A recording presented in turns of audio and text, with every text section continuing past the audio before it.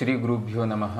स्वाध्याय की इस श्रृंखला में मैं जानकी शरण आचार्य आप सभी का स्वागत करता हूँ। हम अध्ययन कर रहे हैं वेदांत दर्शन के प्रकरण ग्रंथ वेदांत सार का। हमारी स्वाध्याय की इस श्रृंखला का यह छठा भाग है और इस भाग में आज हम अध्ययन करेंगे अज्ञान के लक्षण का और उस अज्ञान के जो समष्टि और व्यष्टि के रूप से दो भेद बताए गए हैं उन दोनों भेदों का। तो चलिए आज हम शुरू करते हैं यह स्वाध्याय।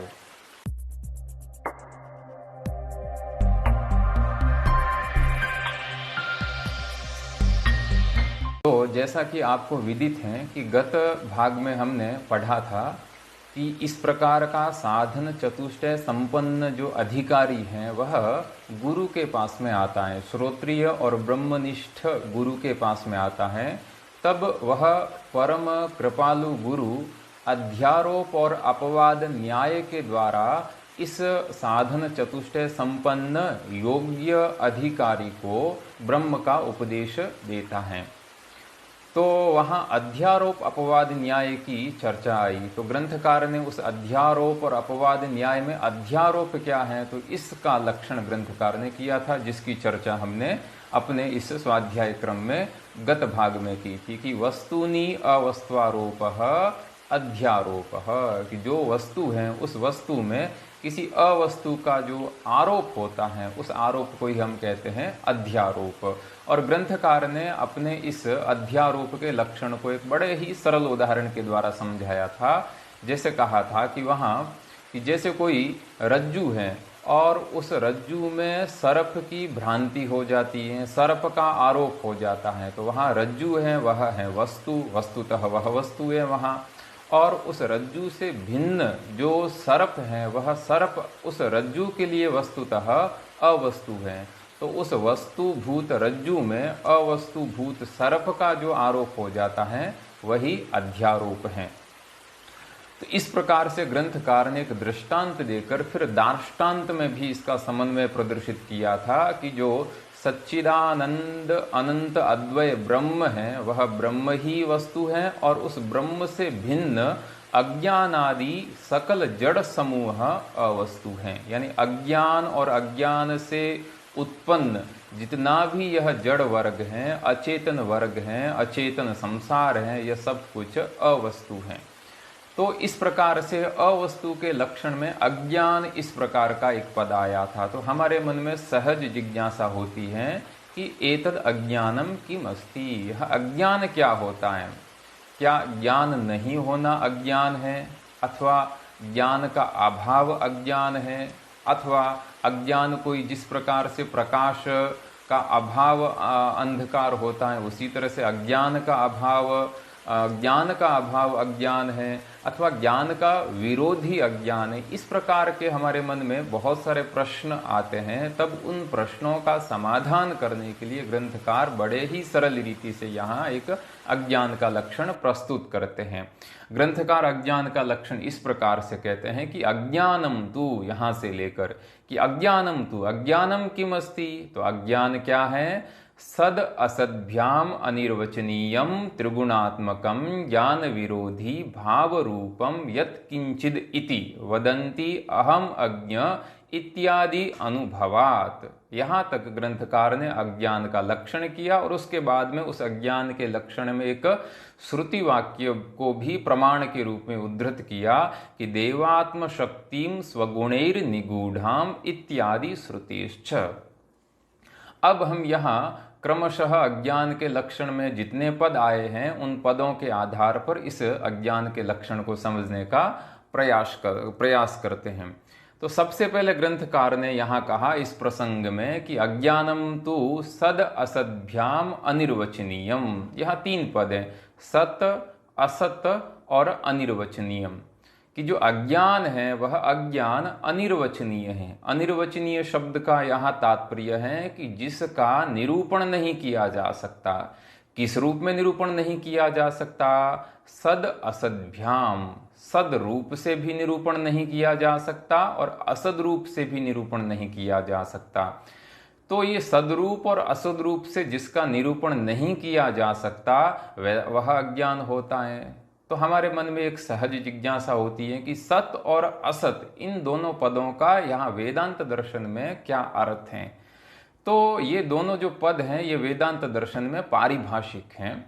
सत शब्द का अर्थ होता है त्रिकाल अबाध्यत्वम।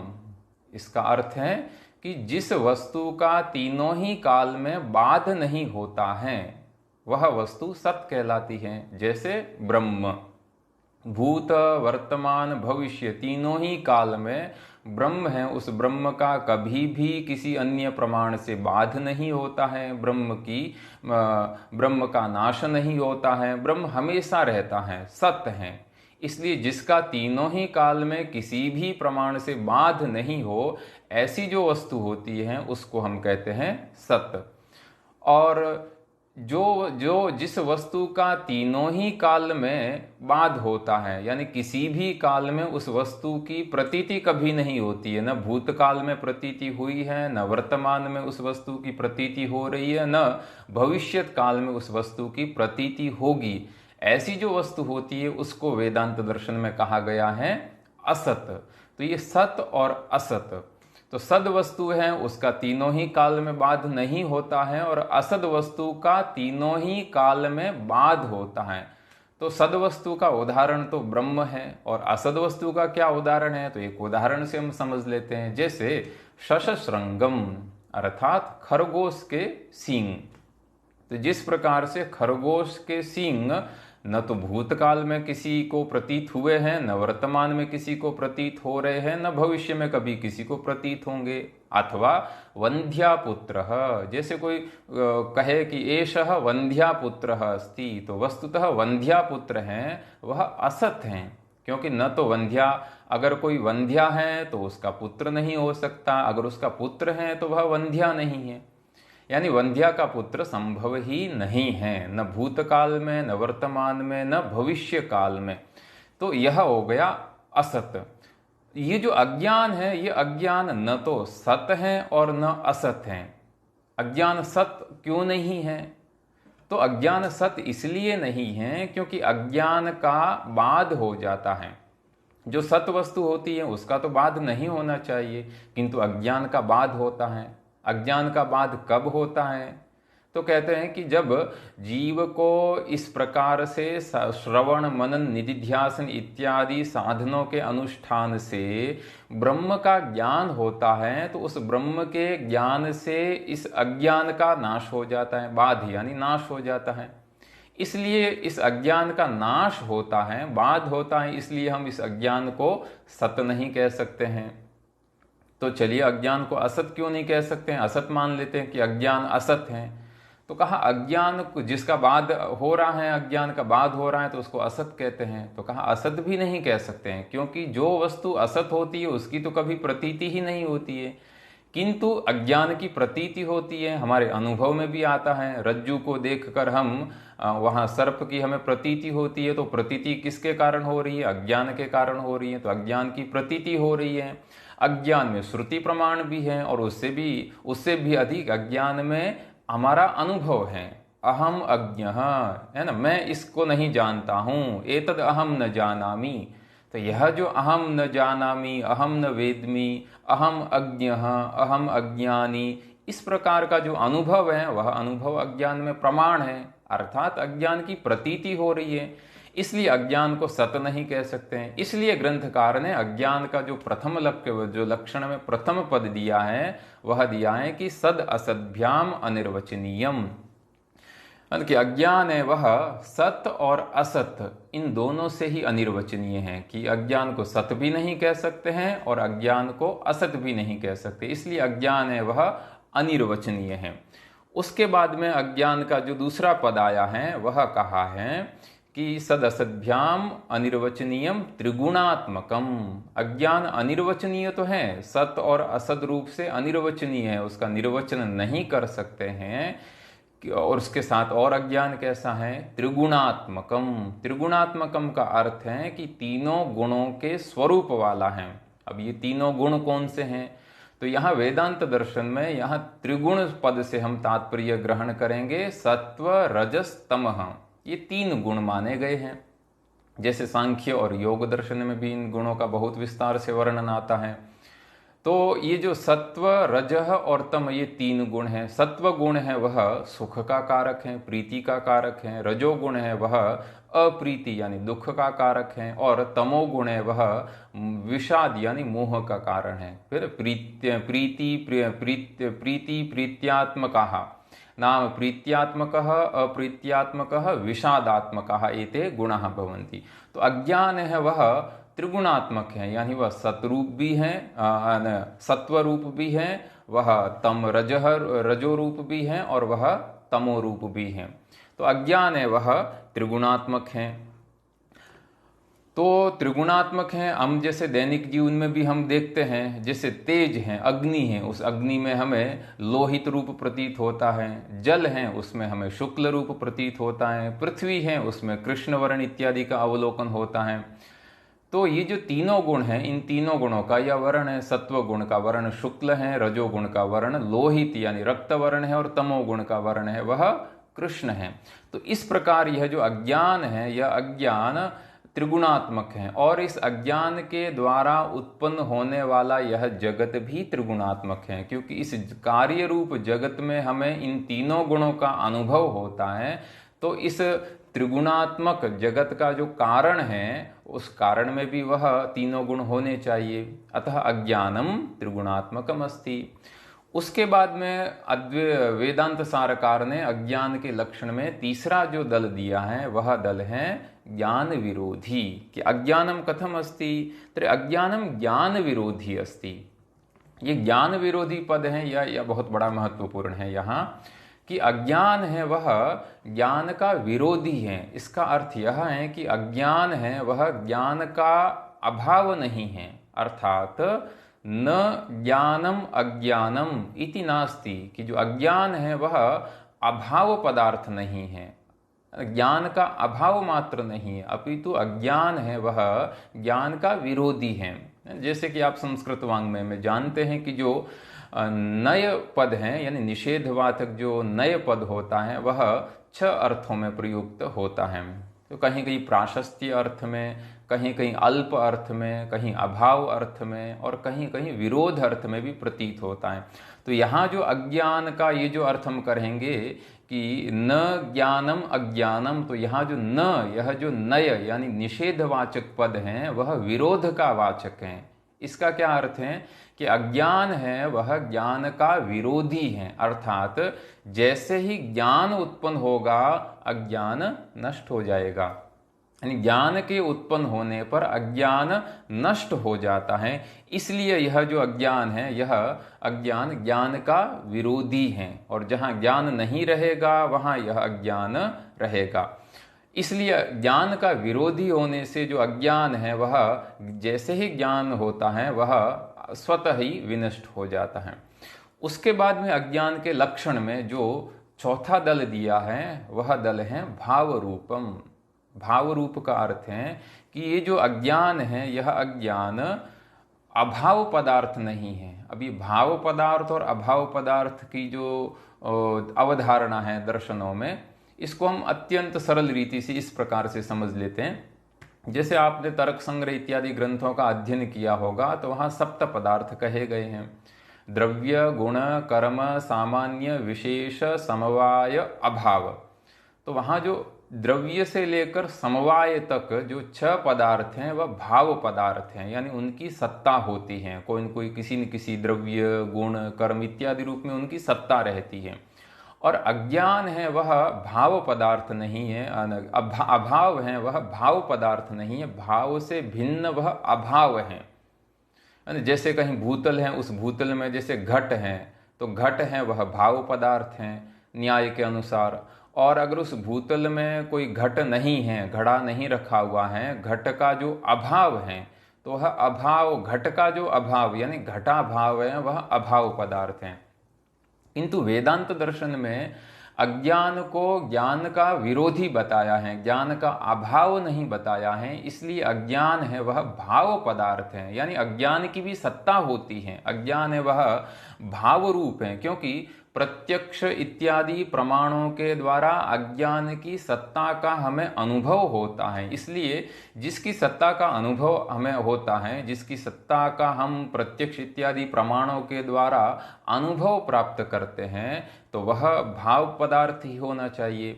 इसलिए ग्रंथकार ने यहाँ कहा कि जो अज्ञान है वह भाव रूपम, भाव रूप वाला है, भाव पदार्थ है।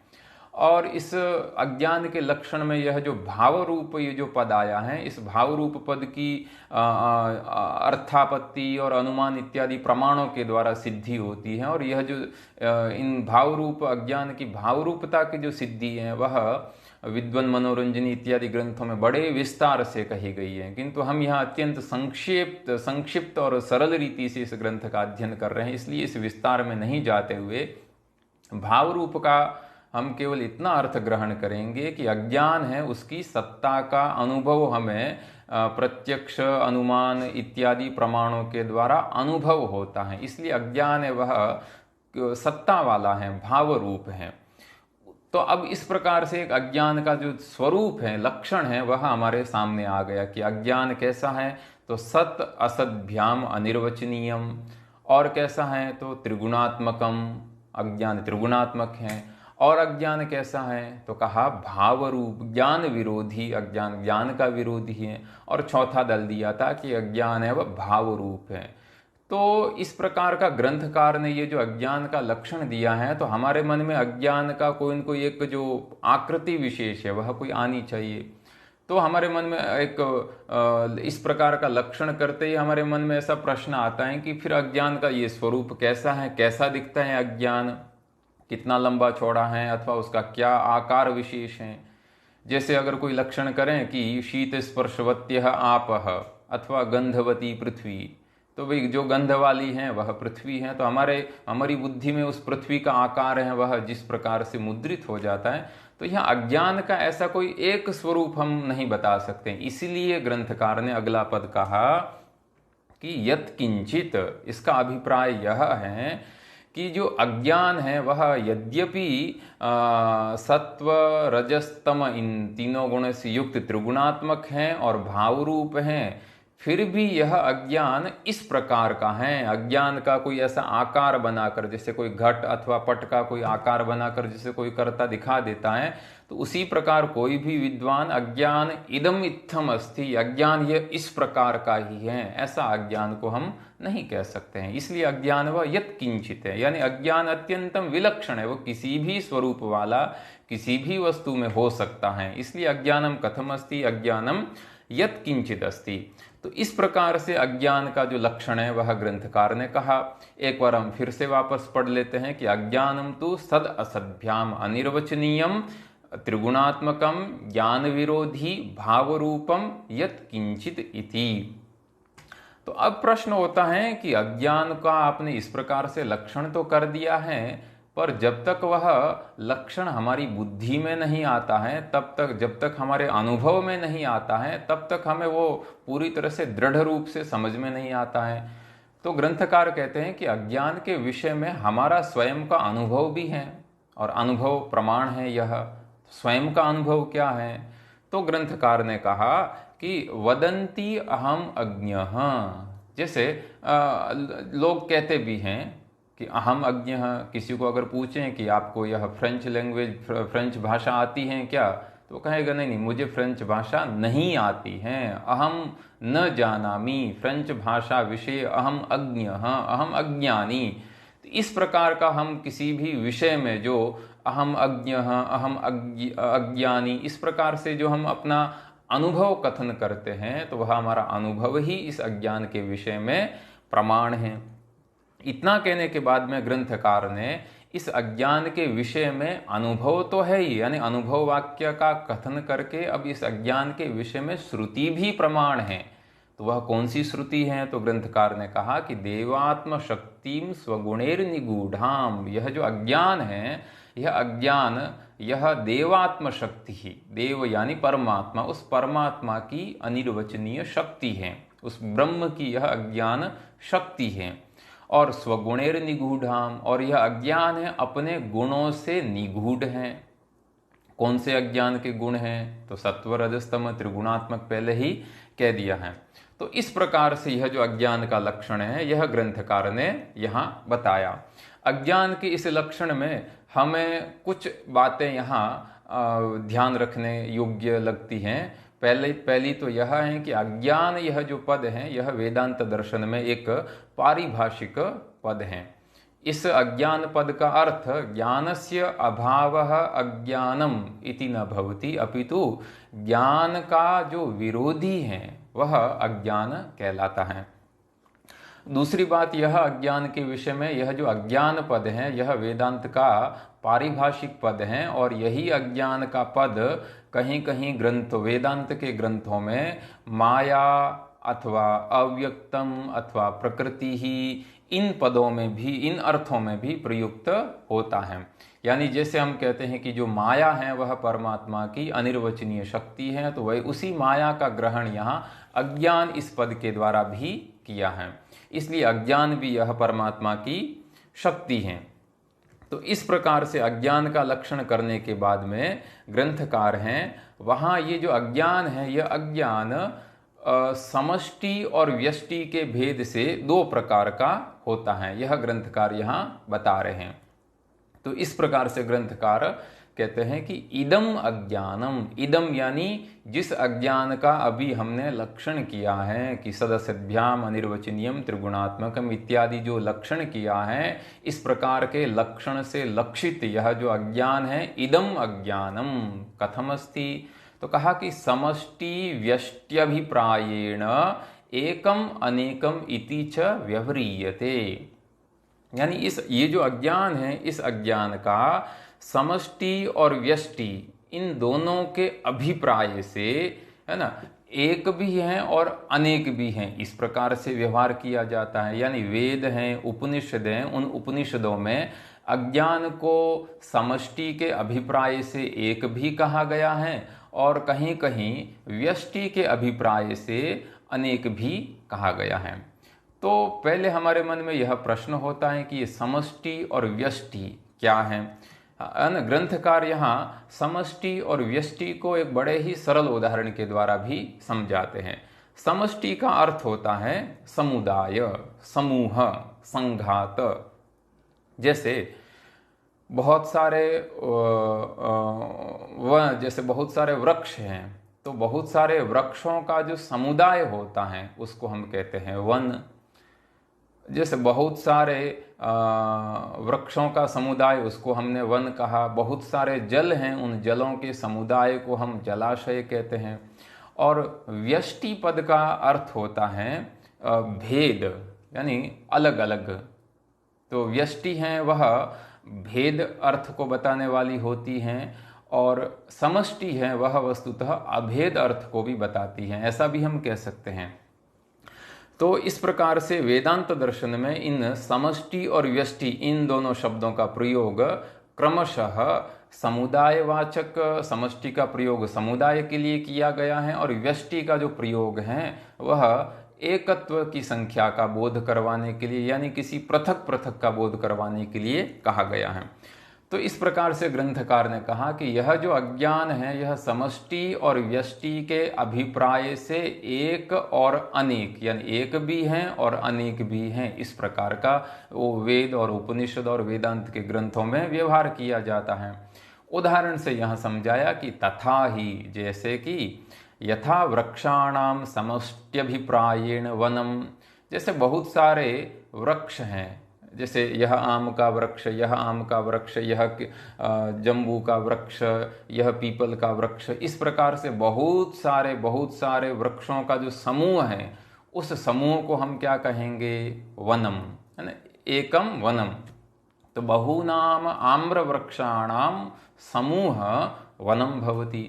तो बहुत सारे जो आम के जो वृक्ष हैं वो अलग अलग होंगे तो वह व्यष्टि होंगे। और वही जब उन सभी वृक्षों का जब हमें समष्टि के अभिप्राय से, एकत्व के अभिप्राय से अगर हमें कथन करना होगा तो हम किस शब्द का प्रयोग करेंगे, वनम, इस प्रकार से शब्द का प्रयोग करेंगे। यही ग्रंथकार ने कहा कि यथा वृक्षाणाम समष्ट्यभिप्रायेण वनम इति एकत्व व्यपदेशः। अथवा और भी दूसरा उदाहरण समझाते हैं, जलानाम समष्ट्यभिप्रायेण, कि जैसे बहुत सारे जल हैं, है ना, जल के अलग अलग अलग कण हैं, तो उन जल के अलग अलग पृथक पृथक भूत कणों को जब हम समष्टि यानी समूह के रूप में उनका हमें अगर कथन करना हो तो हम कहेंगे जलाशय सरोवर अथवा। तो जलानाम समष्ट्यभिप्रायेण जलाशय इति, ये दो उदाहरण दिए यहाँ समष्टि को समझाने के लिए। तथा, तथा यानी यथा वृक्षाणाम समष्ट्यभिप्रायेण वनम अथवा जलानाम समष्ट्यभिप्रायेण जलाशय यथा भवति अथवा यथा व्यवह्रियते, तथा उसी तरह नानात्वेन प्रतिभासमानानाम जीवगत अज्ञानानाम समष्ट्यभिप्रायेण तदेकत्व व्यपदेशः। उसी तरह से नानात्वेन, नानात्वेन का अर्थ है भिन्न भिन्नत्वेन, भिन्न भिन्न रूप में, प्रतिभासमानानाम प्रतीत होने वाले अज्ञानों को, किसमें ये जीव जो अज्ञान है किसमें यह भिन्न भिन्न रूप में प्रतीत हो रहे हैं, तो कहा जीवगत अज्ञानानाम, इस संसार में जितने भी जीव हैं उन सभी जीवों में जो अज्ञान है वह अज्ञान भिन्न भिन्न रूप में प्रतीत हो रहा है। कोई कम अज्ञानी है, कोई ज़्यादा अज्ञानी है, कोई बहुत कम अज्ञानी है, सभी का अज्ञान का विषय अलग अलग है, सभी के अज्ञान का अनुभव अलग अलग है, सभी के अज्ञान का स्तर अलग अलग है। तो इस प्रकार से यह जो अज्ञान यद्यपि समष्टि के अभिप्राय से अज्ञान है वह एक ही है, फिर भी यह अज्ञान इस प्रकार से सभी को, हमें लोक में तो सभी का जो अज्ञान है वह भिन्न भिन्न रूप में ही प्रतीत हो रहा है। तो इस प्रकार से संसार में जीव के अंदर रहने वाला यह जो अज्ञान है ये भिन्न भिन्न रूप में प्रतीत होने वाला है। इस अज्ञान को अगर हमें समष्टि के अभिप्राय से अगर हमें कहना होगा तो हम कहेंगे कि वह अज्ञान एक है, अज्ञानम एकम अस्ति, समष्टि के अभिप्राय से, यानी हम जितने भी जीव हैं उन सभी में जो अज्ञान है वह अज्ञान अज्ञानत्व रूप धर्म से, समष्टि के रूप से वह अज्ञान एक ही है, और व्यक्ति के रूप से वह, व्यष्टि के रूप से वह अज्ञान है वह भिन्न भिन्न होगा। अब अज्ञान है वह समष्टि के रूप से एक है, इसके विषय में क्या प्रमाण है, तो ग्रंथकार ने यहाँ एक श्रुति का एक प्रमाण दिया है। और श्रुति वाक्य क्या है, तो कहा कि अजामेकाम, है ना, यह श्वेताश्वेतरोपनिषद की श्रुति है। अजामेकाम लोहित शुक्ल कृष्णाम बहुविः प्रजा सृजमानाम स्वरूपाः। तो इस प्रकार से वहाँ कहा कि अजाम एकाम, अजा का यहाँ अर्थ है अज्ञानम, यानी मूल प्रकृति ही, प्रकृति जिसको कहा है अव्यक्तम, जिसको यहाँ वेदांत में हम कहेंगे कि अज्ञानम, माया। ये जो अज्ञान है, ये अज्ञान कैसा है, तो कहा एक है, अजाम एकाम, अज्ञान है वह एक है। तो इस प्रकार से हम यहाँ देखते हैं कि ग्रंथकार ने ये जो अज्ञान का जो लक्षण बताया है वह अज्ञान समष्टि और व्यष्टि के अभिप्राय से एक और अनेक कहा है। और समष्टि क्या है, तो उसका दो उदाहरणों के द्वारा अज्ञान की समष्टि को यहाँ ग्रंथकार ने बताया। तो यह जो एक चित्र है, इस चित्र में भी हम ग्रंथकार ने जो उदाहरण दिया है उसको इस चित्र के माध्यम से भी देख सकते हैं कि जैसे कोई एक वृक्ष है, वह वृक्ष जब भिन्न है, दूसरे वृक्ष से भिन्न रूप में उस वृक्ष की हमें प्रतीति हो रही है, केवल एकः वृक्षः, एकः आम्र वृक्षः, इस प्रकार से हमें प्रतीति हो रही है, तो वह व्यष्टि है।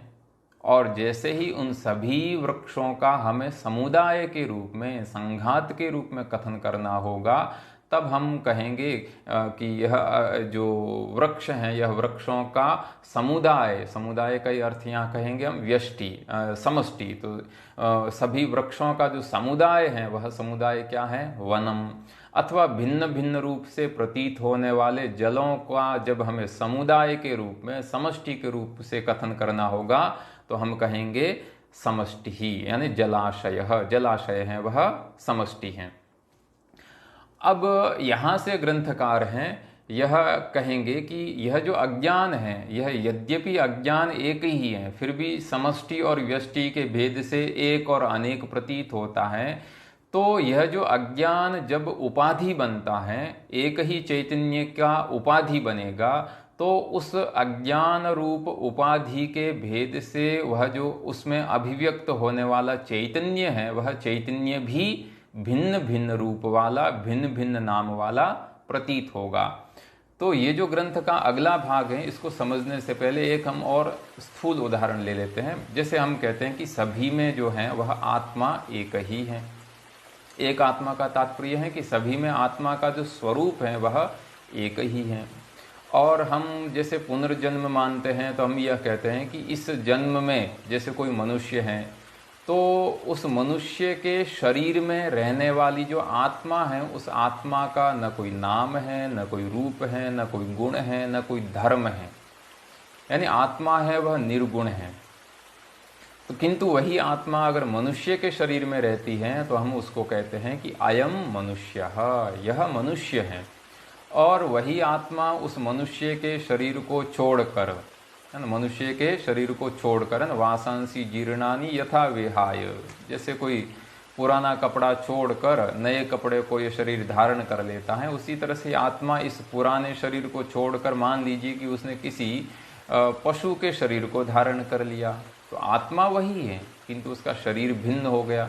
तो शरीर भिन्न हो गया उस आत्मा का, तो हम उस भिन्न शरीर वाली आत्मा को अब हम अयम मनुष्य नहीं कहेंगे, या हम गाय को देखकर हम अयम मनुष्य नहीं कहेंगे, हम कहेंगे इयम गौहु। यानी उपाधि के भेद से वही एक ही आत्मा है, उस आत्मा का नाम और रूप भिन्न भिन्न हो जाता है। तो यहाँ ग्रंथकार हैं इस अज्ञान रूप उपाधि के कारण भी एक ही चैतन्य, एक ही परमात्मा, एक ही ब्रह्म, वह भिन्न भिन्न नाम और रूप वाला हो जाता है। इस विषय का ग्रंथकार हैं वह यहाँ से वर्णन करते हैं। अब ये कहा कि ये जो अज्ञान है, अज्ञान की यह जो समष्टि है ना, यह अज्ञान की समष्टि, यह क्या है? तो कहा कि इयम समष्टि ही, है ना, अज्ञान की यह जो समष्टि है यह किस प्रकार की है? तो कहा उत्कृष्ट उपाधि तया विशुद्ध सत्व प्रधाना। यह अज्ञान की जो समष्टि है, अज्ञान का जो संघात, अज्ञान का जो समुदाय है, वह उत्कृष्ट उपाधि है।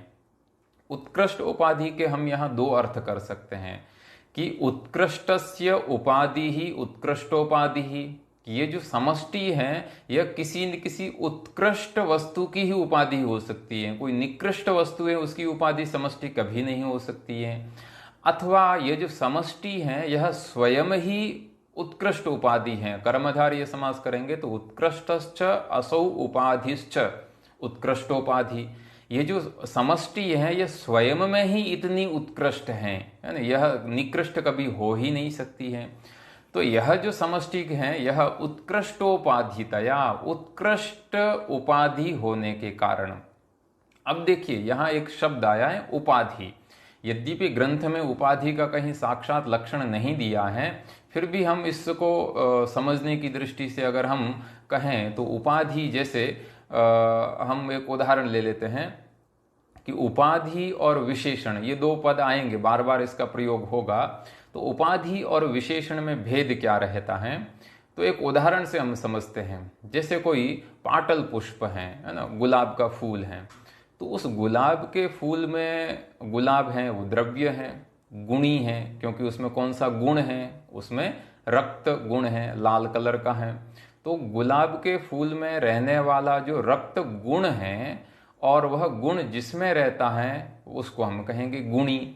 तो इस गुणीभूत पाटल पुष्प का विशेषण क्या है ना? विशेषण है रक्तम पाटल पुष्पम, कि रक्त है, यह जो पाटल पुष्प है यह रक्त वर्ण वाला है, अत्यंत रक्त वर्ण वाला है। तो यहाँ जो रक्तम ये जो पद दिया यह इसका विशेषण है। अथवा एक और दूसरा उदाहरण ले लेते हैं। जैसे हम कहते हैं कि नीलः घटः, घड़ा है वह नीला है, थोड़ा काले कलर का है। तो यहाँ जो नील है, यह जो पद है यह इस घट का विशेषण है। ये विशेषण क्यों है? क्योंकि विशेषण कभी भी विशेष्य से अलग नहीं हो सकता है। यानी जब तक विशेष्य की सत्ता रहेगी तब तक उस विशेषण की भी सत्ता रहती है, और वह विशेषण अपने विशेष्य को दूसरों से भिन्न करवाने वाला होता है। तो यहाँ जो नीलः घटः में जो नील पद है वह घट का विशेषण होता है। और उपाधि होती है, वह उपाधि भी यद्यपि जो विशेष्य होता है उस विशेष्य को अन्य पदार्थों से अलग करती है, किंतु उपाधि अपने विशेष्य में नहीं रहती है। जैसे उदाहरण से समझते हैं, हम ऐसा कहते हैं कि रक्तम स्फटिकम, जैसे कोई स्फटिक है, अत्यंत पारदर्शी है, तो अत्यंत पारदर्शी स्फटिक के पास में अगर हम कोई लाल पुष्प रख लेते हैं, रक्त पुष्प रख लेते हैं, तो पुष्प में जो रहने वाला जो लौहित्य है, रक्त वर्ण है, वह रक्त वर्ण उस स्फटिक में भी प्रतीत होने लगता है। तो वह जो उस स्फटिक में यद्यपि रक्त वर्ण आ गया है, और अब अगर कोई ऐसा कहता है कि उस लाल कलर वाले स्फटिक को ले आओ, रक्तम स्फटिकम आनय, तो यद्यपि स्फटिक में लाल कलर प्रतीत हो रहा है, पर वह लाल कलर उस स्फटिक के अंतर्भूत नहीं है, यानी हमेशा रहने वाला नहीं है। जैसे ही वहां से कोई उस लाल फूल को हटा देगा तो उस स्फटिक में रहने वाला लोहित्य भी वहां से हट जाएगा। तो यह होती है उपाधि, यानी उपाधि अपने विशेष्य से बाहर रहकर उस विशेष्य को अन्य पदार्थों से भिन्न करवाती है, और विशेषण है वह विशेष्य के अंदर रहकर उस विशेष्य को दूसरे पदार्थों से भिन्न करवाता है। तो यह उपाधि और विशेषण में एक सरल रीति से समझने के लिए दोनों में यह भेद है। अब यहाँ ग्रंथकार ने कहा कि ये जो समष्टि है यह उस परमात्मा की उपाधि है, विशेषण नहीं है, वह परमात्मा की उपाधि है, यानी परमात्मा के अंदर यह समष्टि नहीं रहती है, परमात्मा से भिन्न, परमात्मा से बाहर रहकर भी उस परमात्मा के अलग अलग नाम और रूप को उत्पन्न करने वाली है। इसलिए जो समष्टि है यह उत्कृष्ट उपाधि है। क्यों उत्कृष्ट उपाधि है? तो कहा विशुद्ध सत्व प्रधाना।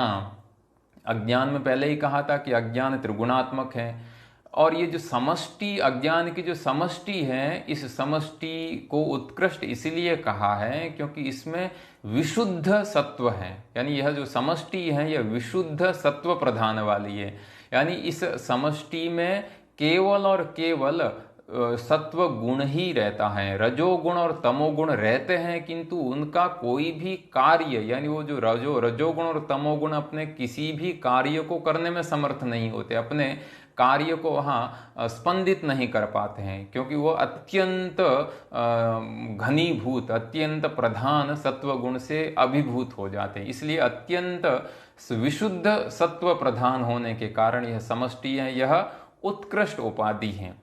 अब ये जो समष्टि उत्कृष्ट उपाधि है, तो इस समष्टि से उपहित जो चैतन्य है, यानी ये जो समष्टि रूप उपाधि जिस चैतन्य की है, जैसे आप यहाँ चित्र में देख रहे हैं कि यह जो शुद्ध चैतन्य है, इस शुद्ध चैतन्य की जब समष्टि उत्कृष्ट, जब समष्टि रूप उपाधि बनती है, तब वही चैतन्य किस नाम और किस रूप वाला या किस गुण को अभिव्यक्त करता है? तो कहा वही विशुद्ध चैतन्य सर्वज्ञ सर्वेश्वरत्व सर्वनियंत्रत्वादि गुणकम अव्यक्तम अंतर्यामी जगत कारणम ईश्वर इति च व्यपदिश्यते, कि इस प्रकार से विशुद्ध सत्व प्रधान समष्टि की उपाधि से उपहित जो चैतन्य है, उपहित जो ब्रह्म है, वह ब्रह्म ईश्वर कहलाता है। और उस ईश्वर के क्या गुण हैं? तो कहा वह सर्वज्ञ है, सब कुछ जानने वाला है, सर्वेश्वर हैं, वह सब कुछ करने में समर्थ हैं, सभी का ईश्वर है, वह सर्वनियंत्रित्वादि गुणकम, और सभी को नियंत्रित करने की उसमें सामर्थ्य आ जाता है, सर्वनियंता है, इस जगत का वह नियंता है। और कैसा है? तो कहा अव्यक्तम, वह अव्यक्त है, यानी वह हमारी इस स्थूल चक्षुरादि इंद्रियों के द्वारा गोचर नहीं होता है, वह अव्यक्त है। और कैसा है? अंतर्यामी, हम सभी के हृदय में वह विराजमान है, हमारे हृदय में विराजमान होने के कारण वह अंतर्यामी है, यानी हमारे हृदय में रहकर हमारा नियमन करता है। ये समस्त संसार के प्राणियों के अंदर वह रहकर समस्त संसार के प्राणियों का वह नियमन करता है। और वह कैसा है चैतन्य? तो कहा वह जगत कारणम, यह जो दृश्यमान स्थूल प्रपंच है, यह जो जगत है, इस जगत का कारण भी वह ईश्वर है। यानी जो विशुद्ध चैतन्य है वह वेदांत में जगत का कारण नहीं माना है, अपितु माया से शबलित, यानी ये जो समष्टि रूप अज्ञान से उपहित जो चैतन्य है जिसका नाम ईश्वर है, वह ईश्वर ही जगत का कारण है।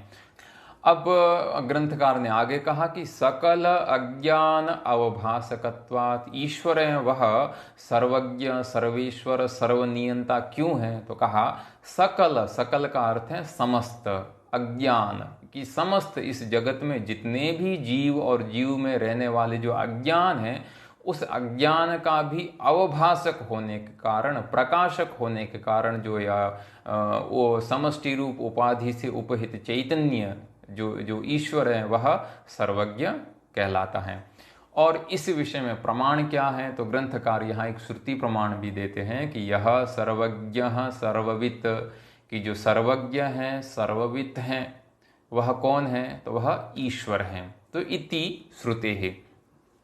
तो इस प्रकार से यह जो समष्टि से उपहित जो चैतन्य है, वो समष्टि से उपहित चैतन्य ईश्वर कहलाता है। उस ईश्वर का वर्णन करके अब आगे यहाँ ग्रंथकार उस समष्टि रूप उपाधि से उपहित ईश्वर है, वह ईश्वर कैसा है, उस ईश्वर का शरीर क्या है, उस ईश्वर की अवस्था क्या है, उसके विषय में बताते हैं। तो ग्रंथकार ने कहा कि ईश्वरस्य इयं समष्टि ही, कि ईश्वरस्य की जो सर्वज्ञ, सर्वेश्वर, सर्वनियंता, अव्यक्त, अंतर्यामी, जगत कारण जो ईश्वर है, उस ईश्वर की इयम समष्टि ही, यह जो समष्टि है, कौन सी? विशुद्ध सत्व प्रधान यह जो समष्टि है, यह समष्टि अखिल कारणत्वात्, अखिल यानी समस्त, समस्त संसार का कारण होने के कारण, समस्त प्रपंच का कारण होने के कारण, कारण शरीरम, यह कारण शरीर है। यानी यह जो अज्ञान की समष्टि है, यह समष्टि ईश्वर का कारण शरीर है। जैसे ये पंच महाभूतों से बना हुआ और अन्न जल इत्यादि से वर्धित यह जो स्थूल शरीर है, ये शरीर हमारे इस आत्मा का जैसे आश्रय है अभी रहने के लिए, तो ये जैसे हमारा शरीर है, उसी प्रकार ईश्वर का जो कारण शरीर क्या है? तो कारण शरीर है वह ईश्वर का कारण शरीर है, वह अज्ञान की समष्टि है। अब ग्रंथकार ने यहाँ शरीर का एक विशेषण दिया है कि कारण, कारणम शरीरम, कारण शरीर है। तो हमारे मन में सहज जिज्ञासा होती है कि शरीर तो शरीर है, ये कारण शरीर का क्या अर्थ है?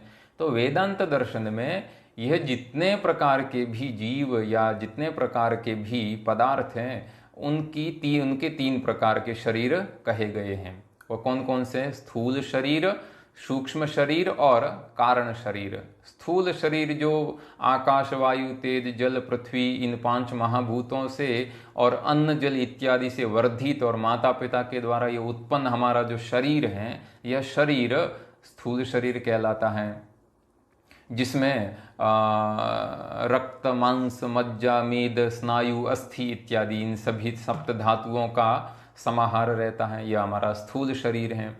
और इस स्थूल शरीर के अंदर रहने वाला एक और शरीर होता है जो इस स्थूल शरीर को चलाने का काम करता है, उसको हम कहते हैं सूक्ष्म शरीर।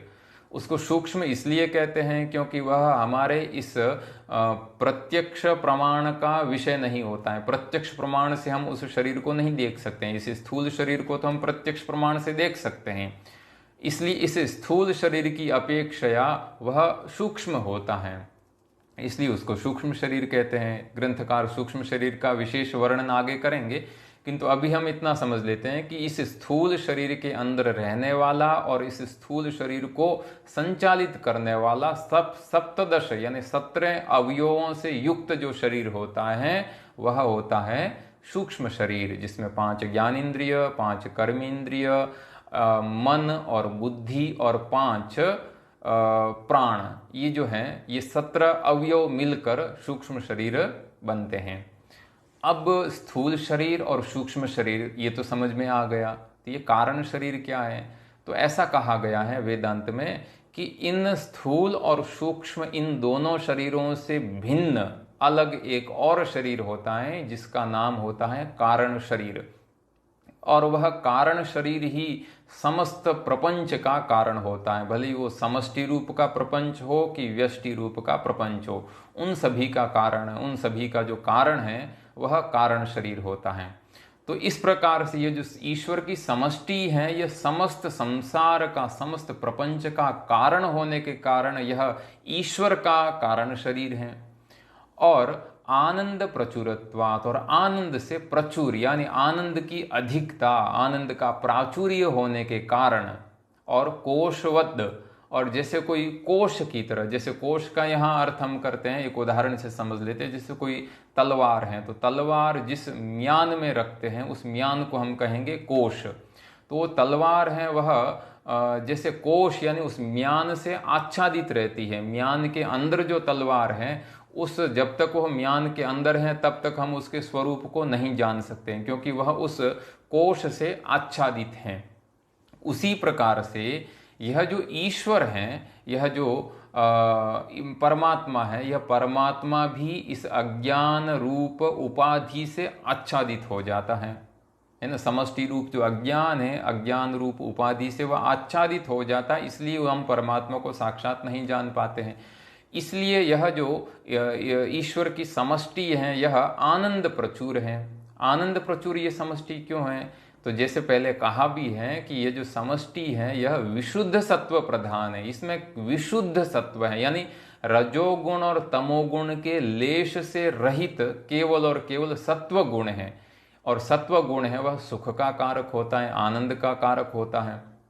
इसलिए जहाँ केवल और केवल जिस उपाधि में सत्व गुण ही हैं, विशुद्ध सत्व है, वहाँ आनंद की भी प्रचुरता होगी। इसलिए आनंद की प्रचुरता होने के कारण, और कोशवद आच्छादकत्वाच्छ, और कोश की तरह आच्छादक, कोश की तरह आवरण करने वाली होने के कारण यह जो समष्टि है, यह समष्टि आनंदमय कोश, ईश्वर का आनंदमय कोश है।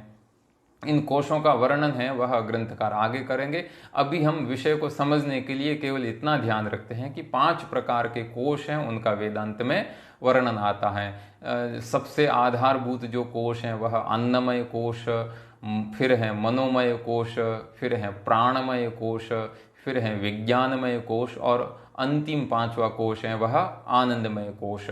अन्नमय, मनोमय, अन्नमय, प्राणमय, मनोमय, विज्ञानमय, आनंदमय, ये 5 प्रकार के कोश हैं। तो यह जो आनंदमय कोश है, यह ईश्वर की, यह जो समष्टि है, यह ईश्वर का आनंदमय कोश है। और फिर कहा कि सर्वोपरमत्वात् सुषुप्ति ही, सभी का उपरम इसमें होता है। यानी ईश्वर की ये जो समष्टि है, इस समष्टि में सभी का, समस्त प्रपंच का उपरम हो जाता है, यानी एक तरह से लय हो जाता है। इसलिए इसको सुषुप्ति भी कहा है। सुषुप्ति एक प्रकार की अवस्था का नाम है। 3 प्रकार की अवस्थाएं होती हैं, एक जागृत अवस्था, दूसरी है स्वप्न अवस्था, और तीसरी है सुषुप्ति अवस्था। जिस अवस्था में हमें इस चक्षुरादि इंद्रियों के द्वारा ज्ञान होता है वह हमारी जागृत अवस्था है। और जिस अवस्था में चक्षुरादि इंद्रियां तो शयन करती है, यानी उनके द्वारा ज्ञान नहीं होता है, हमें मन की अलग अलग वृत्तियों के द्वारा ज्ञान होता है, वह हमारी स्वप्न अवस्था होती है। और जिस अवस्था में इंद्रियों के द्वारा भी ज्ञान नहीं हो रहा है और मन के द्वारा भी ज्ञान नहीं हो रहा, केवल और केवल अज्ञान की ही अवस्था रहती है, हम कुछ नहीं जानते हैं, ऐसी जो शून्य की अवस्था है वह सुषुप्ति अवस्था कहलाती है। तो ईश्वर की यह जो समष्टि है, यह ईश्वर की समष्टि सुषुप्ति है। अतः यानी ईश्वर की यह जो समष्टि है, यह कारण शरीर, ईश्वर का कारण शरीर होने के कारण, ईश्वर का आनंदमय कोश होने के कारण, और ईश्वर की सुषुप्ति अवस्था होने के कारण स्थूल सूक्ष्म प्रपंचलय स्थानम इति च उच्यते। यह स्थूल और सूक्ष्म इन दोनों प्रकार के प्रपंच का लय स्थान भी है। ये जो स्थूल प्रपंच जो महाभूतों से उत्पन्न घटपट इत्यादि ये समस्त स्थूल प्रपंच है, और सूक्ष्म प्रपंच जो हम अपनी बुद्धि से स्वप्न अवस्था में जिन पदार्थों की कल्पना या जिन पदार्थों को हम देखते हैं वह सूक्ष्म प्रपंच हैं। और तो इस प्रकार से ये जो समस्त स्थूल और सूक्ष्म प्रपंच का जो लय का स्थान है, किसमें लय होता है? ईश्वर की इस समष्टि में होता है। इसलिए स्थूल सूक्ष्म प्रपंच लय का स्थान भी यह ईश्वर की समष्टि कहलाती है। तो इस प्रकार से ग्रंथकार ने यहाँ अज्ञान का लक्षण करने के बाद में उसके दो प्रकार के भेद बताए कि ये जो अज्ञान है वह अज्ञान समष्टि और व्यष्टि के भेद से एक और अनेक, इस दोनों प्रकार का अज्ञान का व्यवहार होता है। उसके बाद में समष्टि क्या है? तो समष्टि विशुद्ध सत्व प्रधान समष्टि है, और ईश्वर की यह जो इस प्रकार से विशुद्ध सत्व प्रधान समष्टि से उपहित जो चैतन्य है वह ईश्वर कहलाता है, और यह जो समष्टि है यह उस ईश्वर का कारण शरीर भी है, ईश्वर का आनंदमय कोश भी है, और ईश्वर की सुषुप्ति अवस्था भी है। इतना इस विषय का हमने इस स्वाध्याय की श्रृंखला में अध्ययन किया। स्वाध्याय की श्रृंखला में आप सभी जुड़े हुए हैं और आपके प्रश्न भी हमारे पास में आते रहते हैं। यथासंभव हम आपको प्रश्नों का समाधान भी करते रहते हैं। आप सभी इस स्वाध्याय की श्रृंखला से जुड़े हुए हैं, निरंतर स्वाध्याय कर रहे हैं, अतः आप सभी का हमें हृदयपूर्वक धन्यवाद करते हुए आज का हम स्वाध्याय का यहीं विराम करते हैं। अस्तु, सर्वेभ्यो नमो नमः, श्री गुरुभ्यो नमः।